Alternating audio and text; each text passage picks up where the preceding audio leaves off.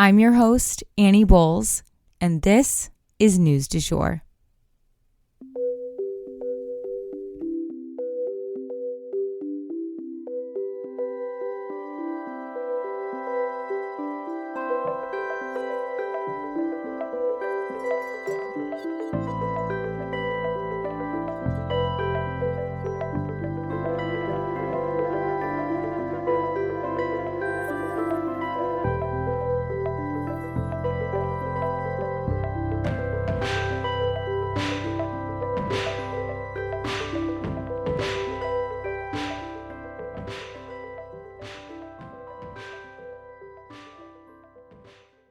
Hey, you guys, and welcome back to the News du Jour, a calmer space to consume the news.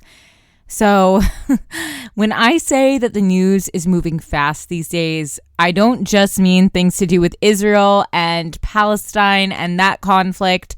I mean to do with everything, but especially today with the Speaker of the House.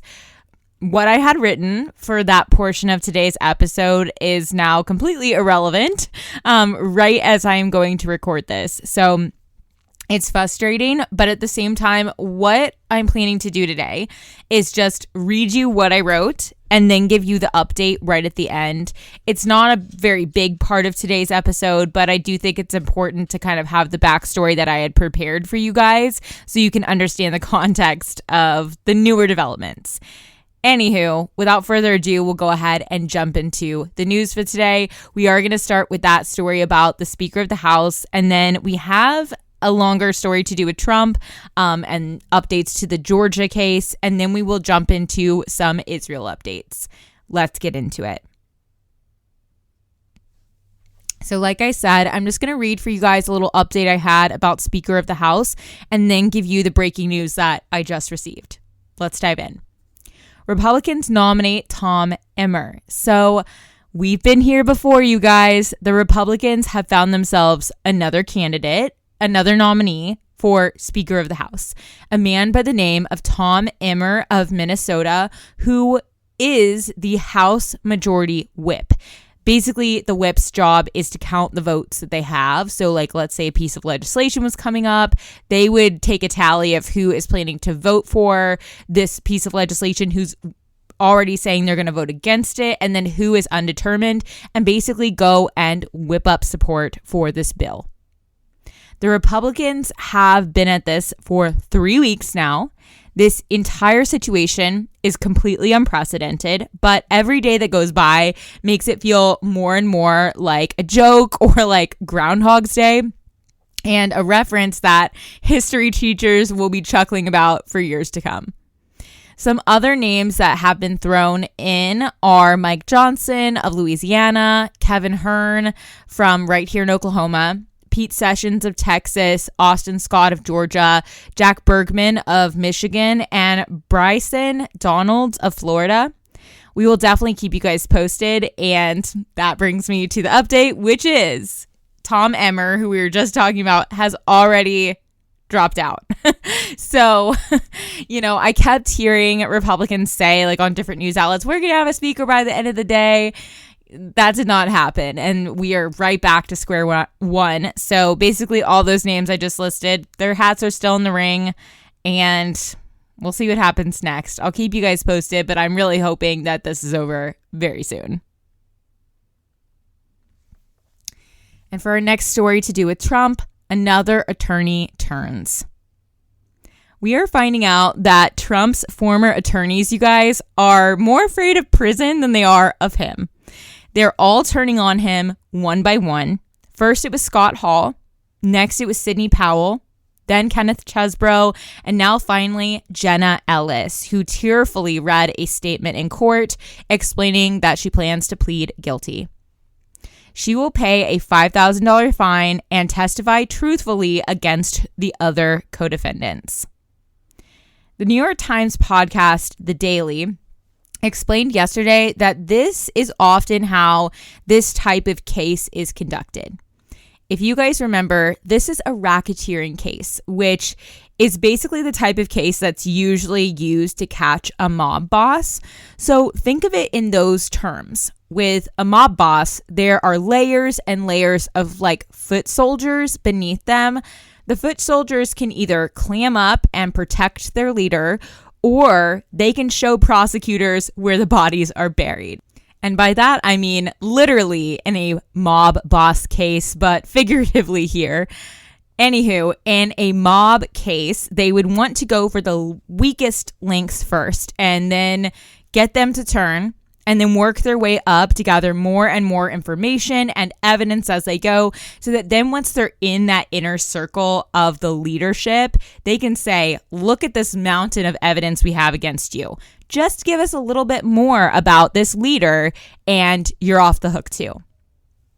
Every time they get someone to plead guilty, that person hands them over more information and more evidence so that they can ultimately take down these top dogs who are the ones really orchestrating everything.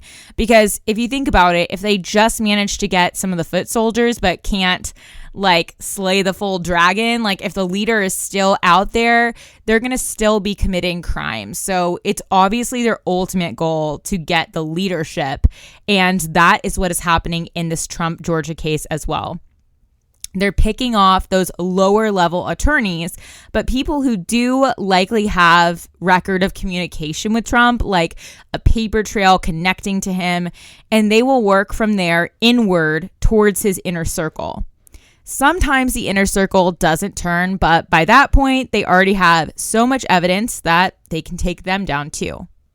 Jenna Ellis, who we're talking about today, for example, is very linked to Rudy Giuliani in particular, according to ABC News.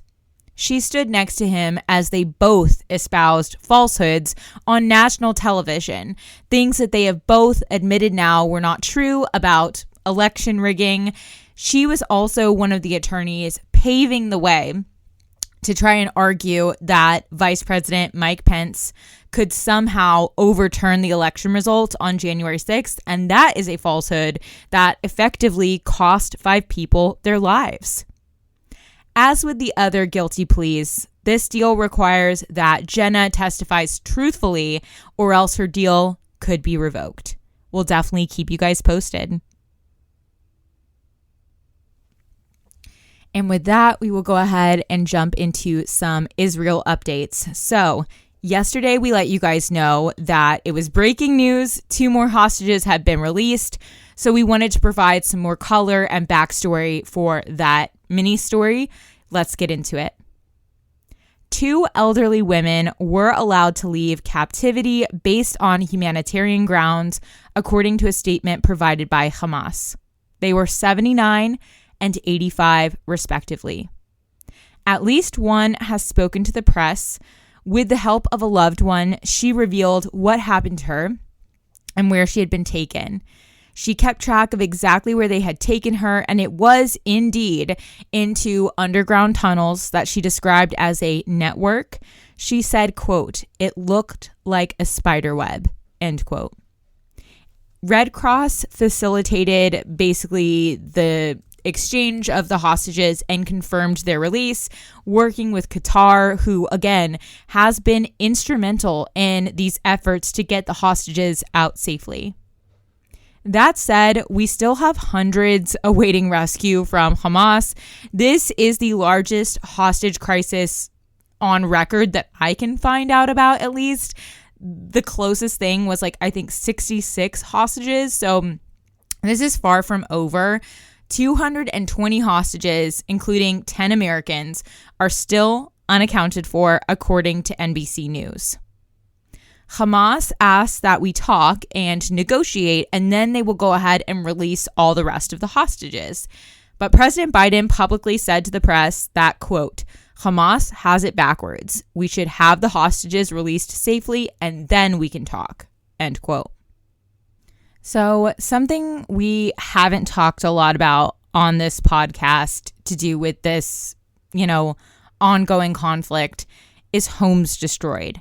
So we've talked a lot about death tolls, the need for aid, but something I wanted to spend some time talking about today is the loss of people's homes and their belongings and their livelihoods. According to the Australian Broadcasting Corporation, the UN reported that 45% of homes were destroyed in Gaza by the Israeli airstrikes. So that is almost half of the people living there who are now homeless.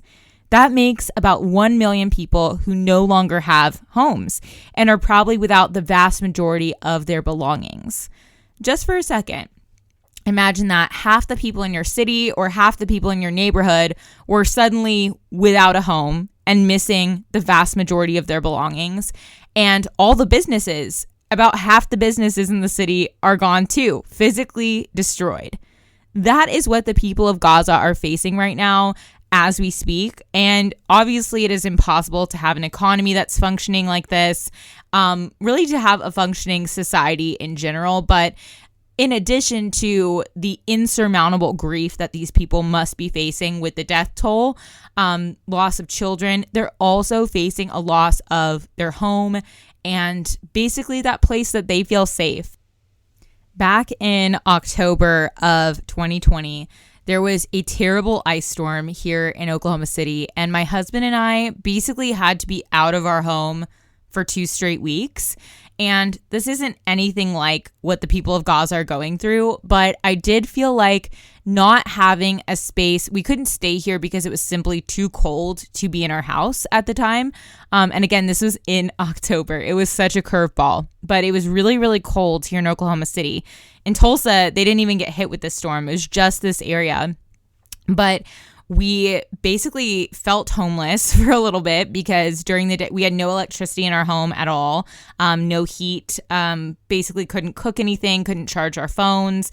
And so we were kind of nomadic. And I just remember thinking that people don't understand how hard it is to not have that safe place to land and not have like access to your belongings and just that routine that you're used to. And I just want to have compassion for that piece as well, because the city streets that people maybe grew up with or, fell in love with their partner on, like those streets are gone. The buildings that made those spaces feel familiar are gone. They are leveled. They are literally in rubble. Or let's say you put all your, time, energy, and money into your business, like a physical business, and it's literally in rubble. Like, I just want to make sure that we're acknowledging that piece of things, because in addition to insurmountable grief over the loss of loved ones, people are also grieving their spaces, I would imagine, and just their life, their routine, their stability, their physical safety from the elements.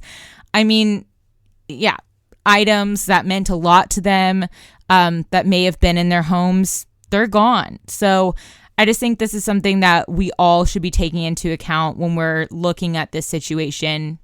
I also, in that same breath, want to talk about aid. So more aid has made its way into Gaza, about 50 trucks in total as of Monday. I'm sorry, I don't have a more reliable update for you guys. I know you're hearing this on Wednesday and you're like, okay, Monday, but a lot could have happened since then. I was scouring the internet for updates on this and couldn't find anything. But UN officials estimated that about 100 trucks per day would be what is needed to sustain the people of Gaza at a minimum. So we are not even close to what's needed yet.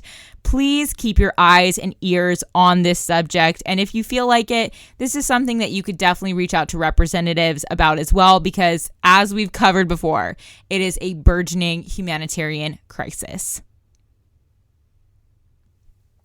And lastly, today, I wanted to end off talking about President Obama's post. So President Obama posted on Instagram about the Israeli-Palestinian conflict. I would read it here, but it is very long, which is, his MO.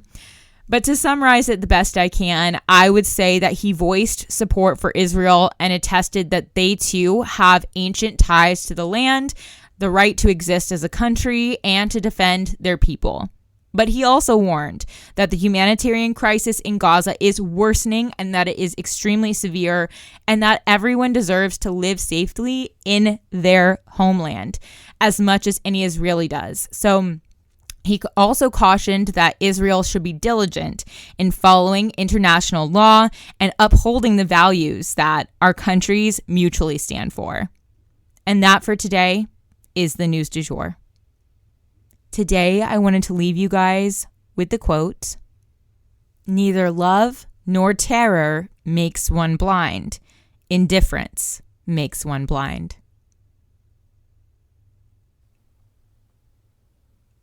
If you enjoyed this episode, please subscribe on whatever podcast platform you use to listen. A rate and review on that platform or a shout out on social media would mean the world to us and help us to be able to keep creating the news du jour and reach more people who need a calmer space to consume the news.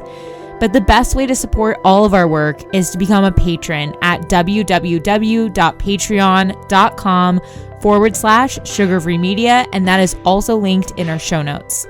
You can follow us on social media at newsdujour.podcast on both Instagram and TikTok. You can follow my personal account at It's Annie Bowles on both platforms as well. Any little noises you may hear in the background are my rescue pup. He has a little separation anxiety and always records with me. We appreciate you listening and look forward to telling you about the news again next time on News du Jour. Broadcasting from Oklahoma.